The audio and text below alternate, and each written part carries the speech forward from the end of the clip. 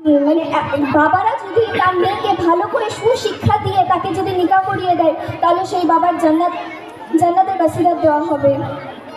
তাই বলবো যে মেয়েদেরকে ভালো করে শিক্ষিত করুন, আর এই সব নিয়ে ভাববে না দান পণ। আর মেয়েদেরকেও বলবো তোমরা ভালো করে পড়াশোনা করো, এই সব জিনিসকে প্রশ্রয় দিও না, কারণ আমাদের ইসলাম কোনো মতেই কিন্তু শিক্ষা থেকে আমাদেরকে বাধা দেয় না। তাই ভালো করে পড়াশোনা করাটা কিন্তু আমাদের খুবই দরকার। फरहत जहां से जो कोलकाता से तशरीफ ला चुकी है, मैं उनको बड़े अदब के साथ दावत दे रहा हूं कि जब अपने दिल को मैंने दीवाना बना दिया, खासतौर पर उलमाए किराम की तवज्जो चाहता हूं कि जब अपने दिल को मैंने दीवाना बना दिया, आका ने मुझको मिट्टी से सोना बना दिया। जब अपने दिल को मैंने दीवाना बना दिया, आका ने मुझको मिट्टी से सोना बना दिया। गुजरे हैं जिस तरफ से गुलामान मुस्तफ़ा, गुजरे हैं जिस तरफ से गुलामान मुस्तफ़ा, दरिया ने पाँव चूम के रास्ता बना दिया, दरिया ने पाँव चूम के रास्ता बना दिया। और अल्लाह रहे रहमत आलम का पाक नाज, अल्लाह रहे रहमत आलम का पाक नाज, यसरब की सरजमी को मदीना बना दिया, यसरब की सरजमी को मदीना बना दिया। मैं बड़े अदब के साथ मोहतरमा फरहत जहां साहिबा कोलकाता से गुजारिश करता हूं कि वो तशरीफ लाए और अपनी कीमती बातों से हम सामीन को मुस्तफीज फरमाएं। अस्सलामु अलैकुम व रहमतुल्लाहि व बरकातुहू। औज़ु बिल्लाहि मिनश शैतानिर रजीम, बिस्मिल्लाहिर रहमानिर रहीम। रब्बि इश्रह ली सदरी वयस्सिर ली अमरी वहलुल उक़दतम मिन लिसानी यफ़क़हू क़ौली। সমস্ত প্রশংসা আল্লাহর জন্য, যার যা কিছু নবমণ্ডল ও ভূমণ্ডলে আছে সবই তার, এবং আখিরাতে তারই প্রশংসা। তিনি সর্বজ্ঞানী সর্বজ্ঞ। দরুদ ও সালাম আল্লাহর নবী মোহাম্মদ মুস্তাফা মোহাম্মদ সাল্লাল্লাহু আলাইহি সাল্লামের জন্য। আলহামদুলিল্লাহ, আশা করছি আপনারা সকলেই ভালো আছেন। আমি ভালো আছি আলহামদুলিল্লাহ। আমি অ্যাডভোকেট ফরহাদ জাহান, ক্যালকাটা হাইকোর্ট। আমি আজকে আপনাদের কাছে মহিলাদের কিছু গুরুত্বপূর্ণ অধিকার, যে অধিকারগুলি জানা আপনাদের জন্য খুবই দরকার, খুবই গুরুত্বপূর্ণ। আশা করছি আপনারা এই অধিকারগুলি জেনে খুবই উপকৃত হবেন, এবং আপনাদের কাছে অনুরোধ করব আমি যেগুলো বলছি একটু মন দিয়ে শোনান। আমাদের মহিলাদের গুরুত্বপূর্ণ অধিকারের মধ্যে সব থেকে বেশি যেটা আমাদের মহিলাদের যেগুলো গুরুত্বপূর্ণ অধিকার, তার মধ্যে অন্যতম একটা গুরুত্বপূর্ণ অধিকার হচ্ছে আমাদের শিক্ষার অধিকার, আইনি অধিকার, সামাজিক অধিকার, সম্পত্তির অধিকার, ধার্মিক অধিকার। আমাদের শিক্ষার অধিকার article 21A of the Indian কনস্টিটিউশনে নারী এবং পুরুষ সকলকে সমান অধিকার দেওয়া হয়েছে শিক্ষার জন্য। এবং আমাদের ইসলামেও জ্ঞান অর্জন করাটা কিন্তু আমাদের জন্য ফরজ। এবং আমাদের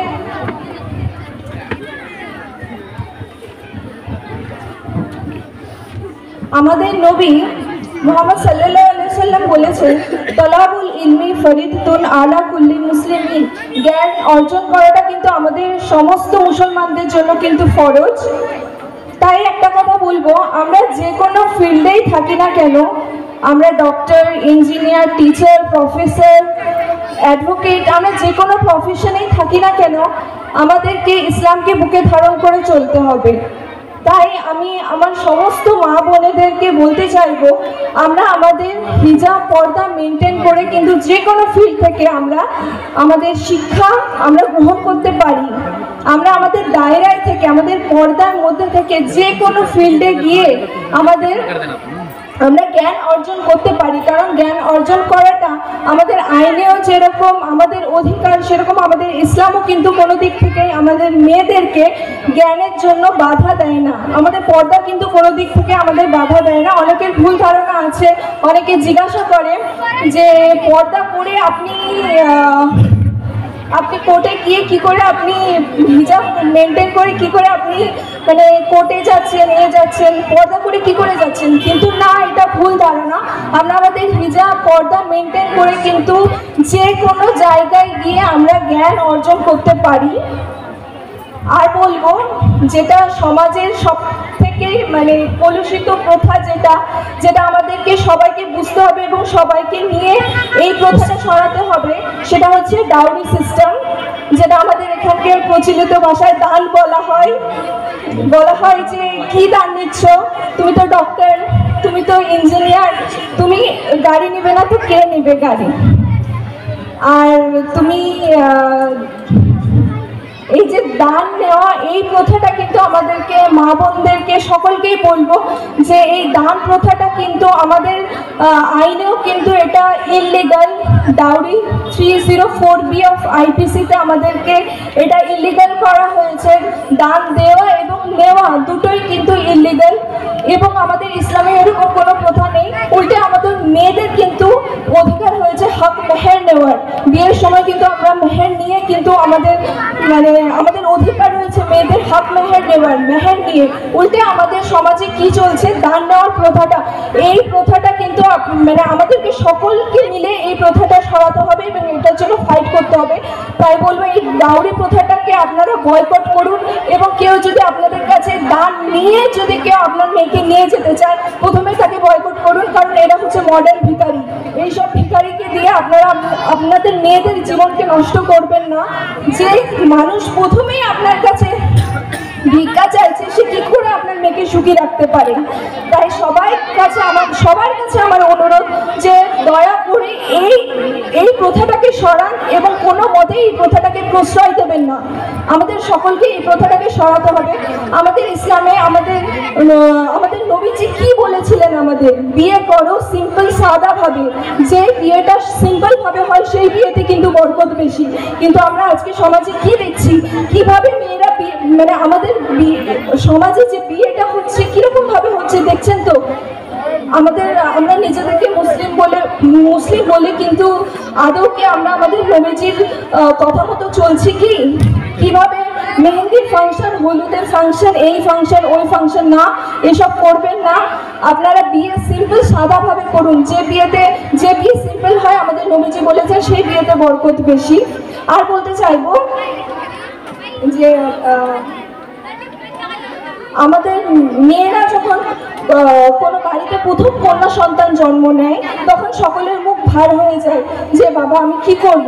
প্রথমেই তাদের টান নিয়ে তাদের মাথায় চিন্তা করতে থাকে যে আমার মেয়ে হলে এবার কি করব। মনে রাখবেন, আমাদের মেয়েদেরকে কিন্তু আমাদের ইসলামে কি মর্যাদা দেওয়া হয়েছে।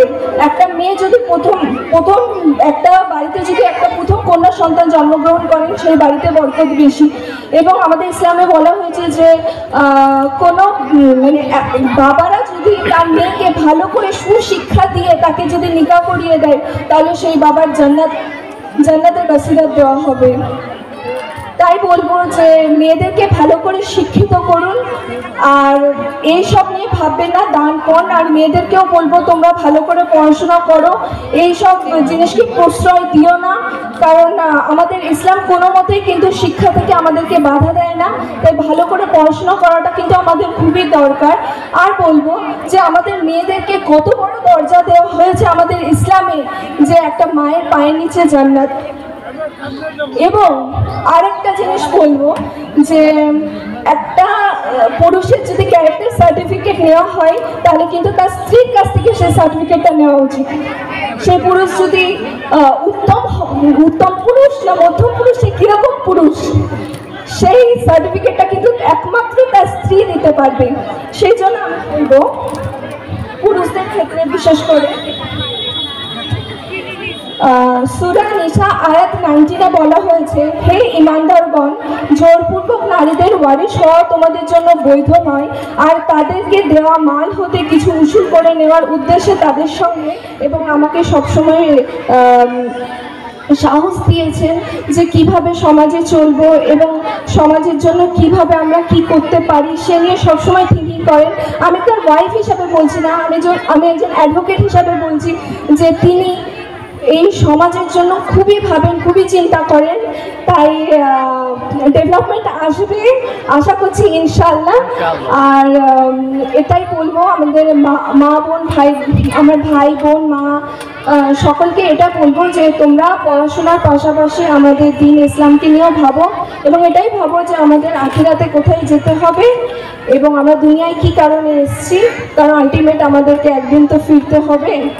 তাই বলবো ভালো করে পড়াশোনা করো ইনশাআল্লাহ, আল্লাহ তাআলা কাছে দোয়া করো, ইনশাআল্লাহ একদিন কামিয়াব হবে।